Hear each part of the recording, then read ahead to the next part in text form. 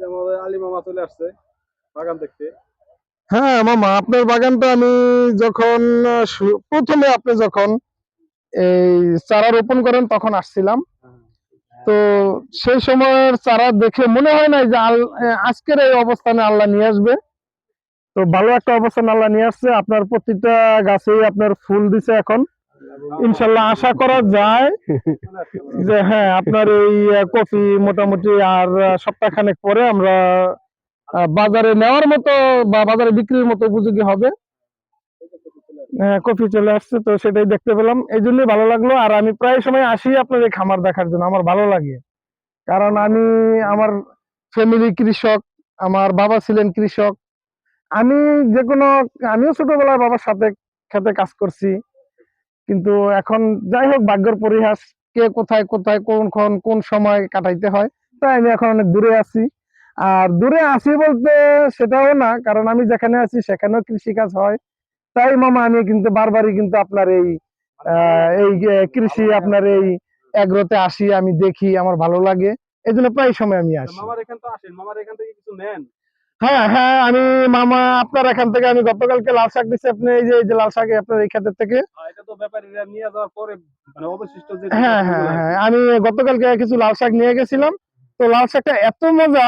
আর বিশেষ করে এখন ইদানিং আমি বাজারে লাল শাক কিনি, কিন্তু সেই লাল শাকে কিন্তু আমার ভাত লাল হয় না। আমি ছোটবেলায় যখন আমার গ্রামে আমি লাল শাক খেতাম, দেখতাম আমার ভাতে মাখাইলে লাল শাকে ভাত লাল হয়ে যেত, কিন্তু সেটা আমি অনেকদিন পাইনি।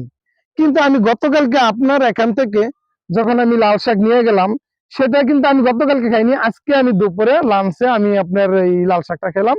তো দেখলাম যে আমি ওই গ্রামে যে লাল শাকটা খেতাম সেটাই একবারে ভাত মাখানোর পরে লাল, আর লাল শাকটা খুব মজাদার।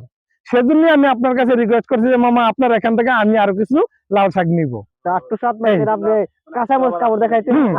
না না, আমার ভালো লাগছে বিধায় কিন্তু মামাকে বলছি যে মামা আমি আপনার এখান থেকে আরো কিছু লাল শাক নিতে চাই। আপনি আপনি যদি মামা টাকা নেন সমস্যা নাই, কিন্তু মামা আমার লাল শাক দিতে হবে। কারণ এরকম মজার লাল শাক আমি ওই যে ছোটবেলায় খাইছি, আর এই যে এবার করলাম এখান থেকে নিলাম আপনার। কালকে নিয়েন, কালকে নেওয়ার পরে আবার এই যে এখান থেকে কাঁচামরিচ নিয়ে যাবেন। লাউ ভাই বলছে লাবু ভাই তো বলবে, লাবু ভাই তো এখানকার একটা অরিজিনাল কৃষক আমি মনে করি। লাবু ভাইয়ের কোন ক্ষেত নাই? আপনার এখানে শস্য আছে, ভুট্টা আছে, ফুলকপি আছে, বাঁধাকপি আছে, পেঁপে আছে, ধনিয়া পাতা আছে, কলা আছে, নাই কি? এবার সবই আছে। আবার নিজের একটা ট্রাক্টরও আছে, নিজের জমি নিজেও চাষ করতে পারে। আসলে অন্যরকম একজন মানুষ। ঠিক আছে, আমার চ্যানেলে কিন্তু উনি কিন্তু ভাইরাল একজন মানুষ।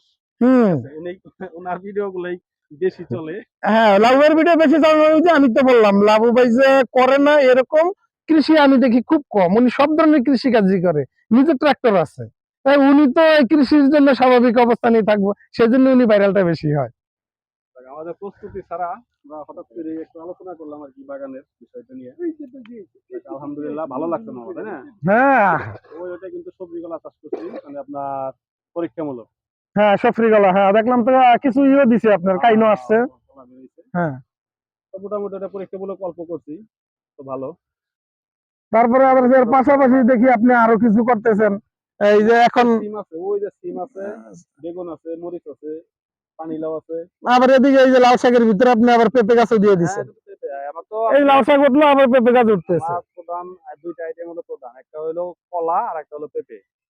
এর পাশাপাশি হলো সিজনাল হিসেবে আপনার হলো যে লাল শাক, ধনিয়া পাতা, ফুলকপি, পেঁয়াজ, এই আইটেম গুলো কিছু থাকে আর কি। আর আমাদের এই বাগানের চারপাশ দিয়ে যে জায়গাগুলো থাকে, ফাঁকা ফাঁকা যে জায়গাগুলো আছে ওয়াল ঘেঁষে, ওই জায়গাগুলো দিয়ে আপনার হইলো আমরা করি ওই সিজনাল যে সবজি, আপনার সিম, লাউ, লাউ, সিসিঙ্গা, দুন্দুল, ধুন্দল, করলা, এই আইটেম গুলা নিজেদের আর কি, মানে ফ্যামিলিতে যে চাহিদাটা থাকে সেটা পূরণ করার চেষ্টা করি আর